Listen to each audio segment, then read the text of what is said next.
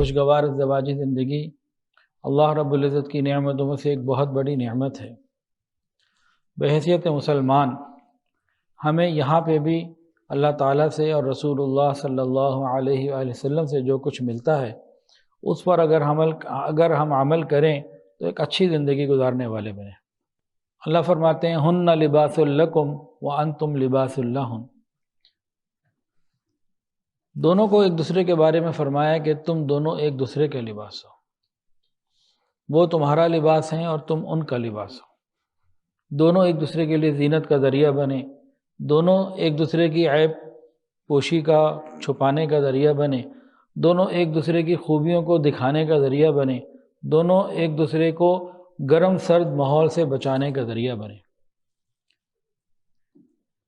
ہن لباس لکم وانتم لباس لہن، تم دونوں ایک دوسرے کے لیے لباس ہو، وہ تمہارے لیے تم ان کے لیے۔ اب آج کا جو موضوع ہے ازدواجی زندگی بہتر گزارنے کے لیے، ذمہ داری تو پورے گھر کی ہے، بالخصوص میاں بیوی کی ہے، اور سب سے زیادہ خاوند کی ہے کہ اللہ تعالیٰ نے اس کو سربراہ بنایا، بڑا بنایا، تو سب سے بڑی ذمہ داری گھر کو آباد کرنے کی یہ شوہر کی ہے۔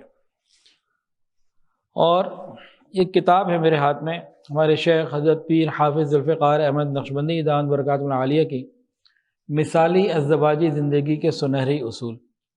خوشگوار زندگی گزارنے کے لیے اس کتاب کا مطالعہ بار بار پڑھنا بہت ضروری، شادی کے قریب بھی، شادی کے بعد بھی، اور کسی بھی عمر کے حصے میں۔ ایک دوسری کتاب ہے حضرت جی کی شادی خانہ آبادی۔ یہ ہر شادی شدہ گھر میں یعنی کہ میاں بیوی کے پاس یہ دونوں کتابیں ہونی چاہیے۔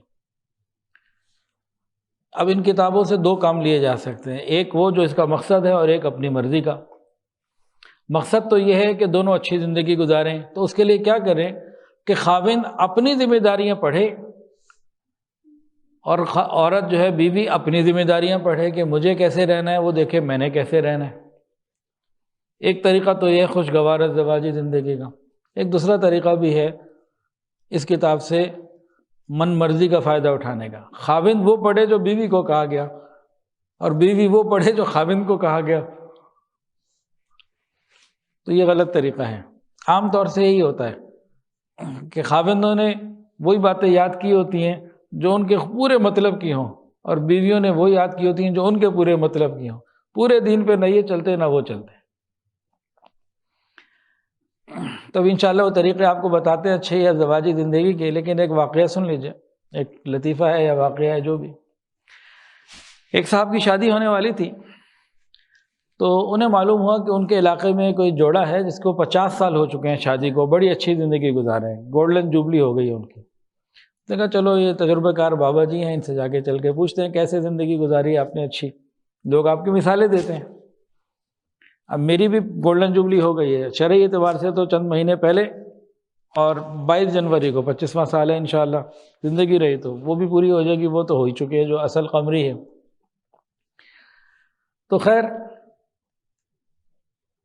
اب وہ نوجوان ان کے پاس گئے، جی بابا جی بتائیں آپ نے کیسے اچھی زندگی گزاری؟ کہتے ہیں ہم نے پہلی رات ہی اصول طے کر لیے تھے، کچھ کام میرے کرنے کے، کچھ میری بیگم کے کرنے کے، تو ہم دونوں نے چیزیں طے کر لی تھی، اپنے اپنے کام کر رہے ہیں، مزیدار زندگی گزار رہے ہیں۔ بڑی اچھی بات ہے کہ پہلی ہی رات معاملات آپ نے طے کر لیے، اس کے بعد 50 سال اچھے گزار لیے، تو وہ کون سے ایسے معاملات ہیں بتائیں؟ میں کہا بھائی دیکھو، بڑے بڑے کام سارے میں نے اپنے ذمہ رکھے، چھوٹے چھوٹے سارے کام بیوی کو دے دیے۔ بھئی یہ ترتیب تھی۔ کہا یہ بھی آیت بہت اچھی ہے کہ آپ گھر کے بڑے تھے، آپ نے بڑے بڑے کام اپنے ذمہ لے لیے، اور عورت چونکہ ماتحت تھی تو آپ نے چھوٹے چھوٹے کام اس کو دے دیے، یہ بھی اچھی بات ہے۔ لیکن کہنے لگا بابا جی بات یہ ہے کہ بات پوری سمجھ میں نہیں آ رہی، کچھ تھوڑا سا خود بتائیں، بڑے بڑے کام کیا ہوتے ہیں، چھوٹے چھوٹے کام کیا ہوتے ہیں؟ تو ذرا پہلے چھوٹے چھوٹے بتاتے ہوں۔ میں کہا لے پتر سن لے چھوٹے چھوٹے، کہ بھئی مہینے کے بعد ساری تنخواہ لا کے بیوی کے ہاتھ میں دے دیتا ہوں، اب کیا کھانا ہے، کیا پکانا ہے، کیا نہیں پکانا اس کی مرضی، گھر میں کس نے آنا ہے کس نے نہیں آنا اس کی مرضی، ہم نے کس گھر میں جانا ہے، کس سے ملنے جانا ہے اس کی مرضی، اور زندگی کے جتنے جس طرح کے معاملات ہیں نا، کیا پہننا ہے، کیا اوڑھنا ہے، کیسے رہنا ہے، وہ سارا کام اس کا، یہ سارے چھوٹے چھوٹے کام سارے اس کے۔ اچھا جی بڑے بڑے کام بابا جی آپ نے اپنے ذمے کون سے لیے ہوئے؟ کہاں بھائی چائنا اور امریکہ کی جنگ کب ہوگی، چاند پہ تو بندہ پہنچ گیا، مریخ پہ کب پہنچے گا، ڈالر اب 300 کا ہو گیا، نیچے کب آئے گا، اوپر کب جائے گا، اور اگلی حکومت کس کی ہوگی، مریخ پہ وہ پانی تلاش کر رہے، پتہ نہیں ان کو ملا کہ نہیں ملا۔ تو اس قسم کے جو بڑے بڑے کام ہیں نا، پیٹرول کا ریٹ اب کیا ہوگا، تو یہ میرے، باقی سارے کام اس کے۔ تو یہ ان بابا جی کا طریقہ تھا، لیکن ہم اپنے شیخ کی باتیں جو ہے نا وہ سنیں گے۔